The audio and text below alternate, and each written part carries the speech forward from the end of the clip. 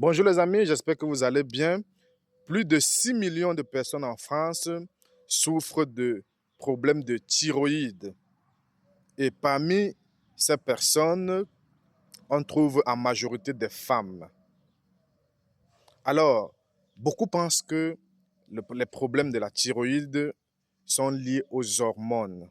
La véritable cause de, de la thyroïde, des dysfonctionnements de la thyroïde, ne sont pas liés aux hormones. La véritable cause est liée aux nourritures transformées. C'est lié à l'acidité, parce que ces nourritures transformées-là acidifient le corps de la personne. Et autre chose, le manque de certains sels. Alors, qu'est-ce que la thyroïde en fait? La thyroïde, c'est un organe très important pour l'organisme qui est situé au niveau de la gorge. Et cet organe sécrète donc des hormones telles que l'adrénaline qui vont aller surexciter ou stimuler les glandes surrénales et certaines cellules pour la production. Et ces cellules-là vont absorber de l'oxygène pour la production de la synthèse de l'énergie qu'on appelle les ATP. Voilà. Et cette énergie-là, à un moment donné, doit être transportée vers d'autres cellules également. Mais si on manque de sel, de certains sels spécifiques, je ne parle pas de sels de cuisine, si on manque de certains sels spécifiques, cette énergie produite ne sera pas transportée vers d'autres cellules. Et on va donc voir certaines conséquences ou certains symptômes tels que les fatigues. Donc, celui qui a la thyroïde souffre beaucoup de problèmes de fatigue.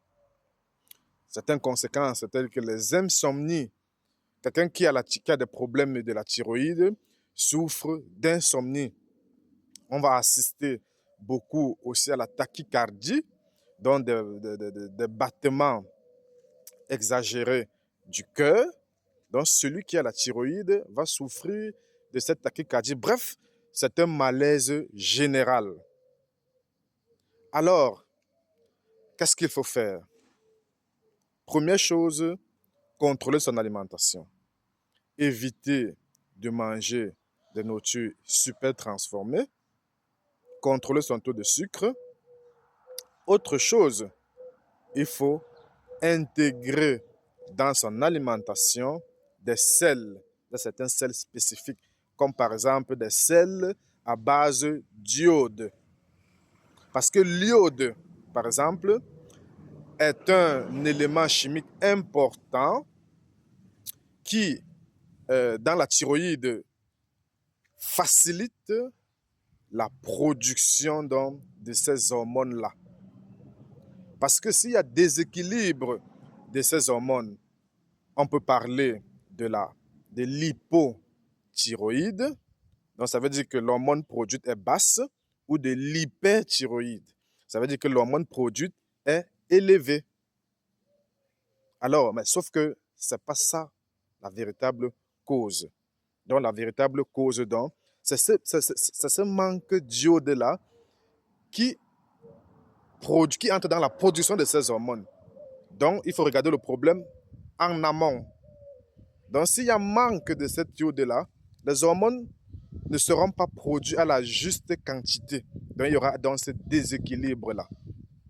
Deuxième chose, s'il manque certains sels spécifiques à l'organisme, même si il existe ces hormones-là qui produisent de l'énergie, cette énergie, l'énergie doit être transportée. Il y a ce qu'on appelle la matrice énergétique. Donc, et c'est les sels qui transportent cette énergie vers d'autres cellules. Donc, s'il manque certains sels spécifiques dans le corps, même si vous avez produit de l'énergie, il faut que ça soit transformé. Donc, il n'y aura pas de transport d'énergie et on va toujours avoir des symptômes de fatigue. Donc, les amis, vous qui souffrez de problèmes de thyroïde, vous devez faire très attention à ce que vous consommez. Alors, si quelqu'un souffre de thyroïde, je vous prie de me contacter et on va voir ensemble ce qu'on peut faire, quel type de régime alimentaire suivre et quel sel prendre pour pouvoir régulariser, pour pouvoir rééquilibrer ces productions d'hormones. Donc les amis, c'était tout pour ce matin. Portez-vous bien et bonne journée à vous.